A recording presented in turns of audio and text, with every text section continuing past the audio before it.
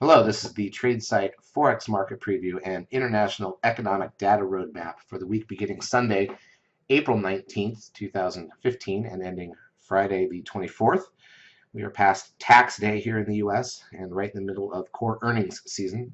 Charts, as usual, brought to you by eSignal and hopefully eSignal 12. They just rolled out eSignal 12.1 this week, so we'll be upgrading to the new version of the software. It's supposed to have a lot of new bells and whistles. We'll take a look at that and show you guys how some of those work. Here's the dollar index daily chart. Again, we talked about last week the 13 sell signal that had formed and did exactly what it's supposed to do. Market sold off, the dollar sold off all week. Here, not every day was exciting, but there was at least a steady sell-off right from that 13 signal. So it worked the way that it did, was what it was supposed to, and the red static trend line is the potential target on the downside down there at 94. Here's the euro dollar curling up a little bit with the dollar declining, of course. Here's the pound dollar, got a bigger bounce than the euro off of having swept to new lows the week before. Here's the Aussie, also bounced back a bit, especially on Thursday. Here's the New Zealand, almost back to that green static trend line. We'll look at one cross pair. Here's the pound yen.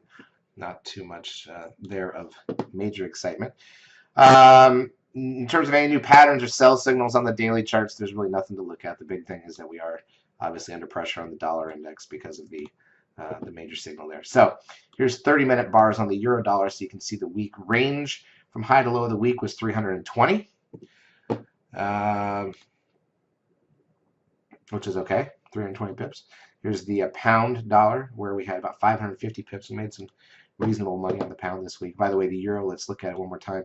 So from Friday's close, Monday was flat, Tuesday was flat until some news spiked the market, drifted back a bit. Wednesday was really choppy, actually, probably the toughest day of the week. Thursday, a little more steady, and Friday was slightly or fairly uneventful. We did pull out a winner on Friday, by the way, and the euro, and then the pound was a lot steadier, moving to the upside.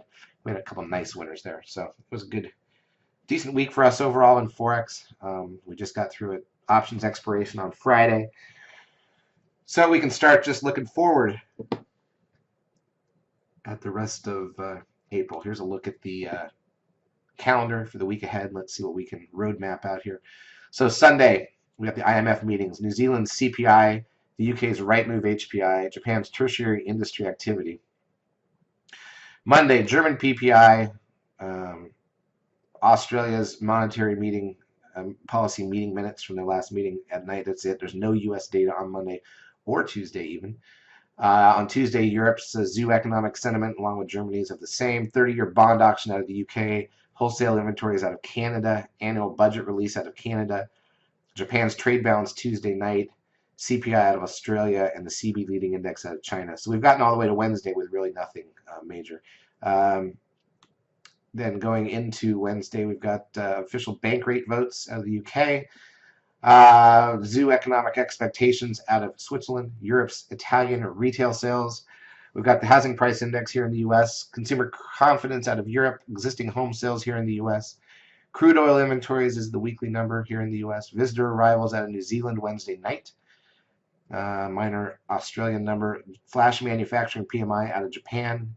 HSBC flash manufacturing PMI out of China, and credit card spending out of New Zealand. That's a thing, I guess, that they track.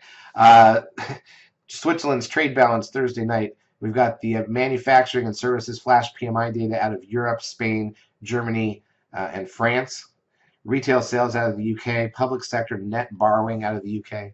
The weekly unemployment claims data here in the U.S., flash manufacturing PMI, new home sales, natty gas, then jump to Japan's SPPI Thursday night.